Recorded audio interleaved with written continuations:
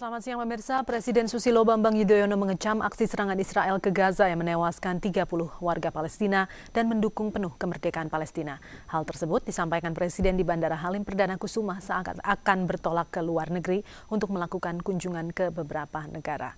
Untuk informasi selengkapnya kita bergabung dengan reporter Anggi Hasibuan yang berada di Bandara Halim Perdana Kusuma, Jakarta. Anggi, silakan laporan Anda.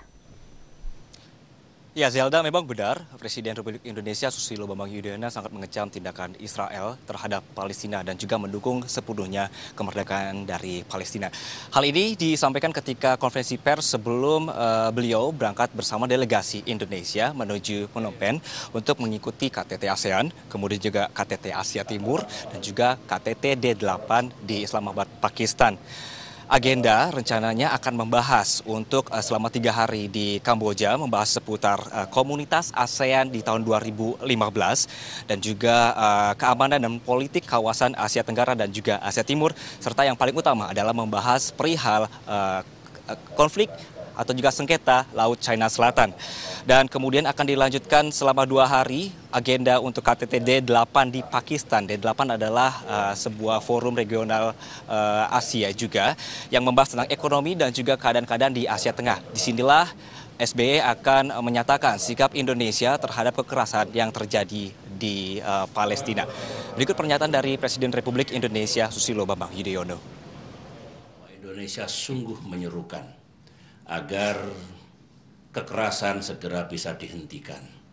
Kemudian dicegahlah terjadinya perang terbuka sebagaimana yang terjadi pada akhir tahun 2008 dan awal 2009 dulu.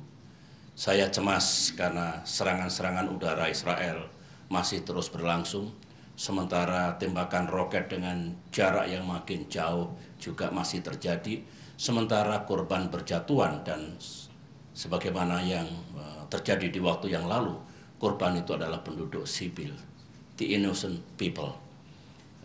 Apa yang sedang terjadi sekarang menurut saya harus segera dihentikan dan Indonesia sangat berharap Dewan Keamanan PBB, Perserikatan Bangsa-Bangsa, bisa mengambil langkah-langkah yang tegas, yang tepat untuk menghentikan kekerasan yang masih berlangsung dan kemudian mencegah terus meluas dan meningkatnya aksi kekerasan dan kemungkinan peperangan baru di kawasan itu.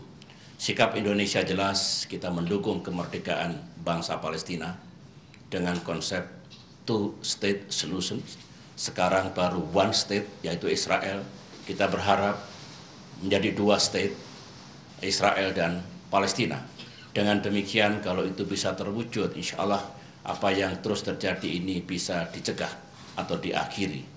Oleh karena itu, saya berharap baik Perserikatan Bangsa-Bangsa, negara-negara lain di kawasan bisa mendorong Israel untuk menghentikan aksi-aksi militernya, serangan udaranya, dan setelah itu kedua belah pihak kembali mencegah aksi-aksi baru yang bisa memunculkan konflik, apalagi peperangan yang luas.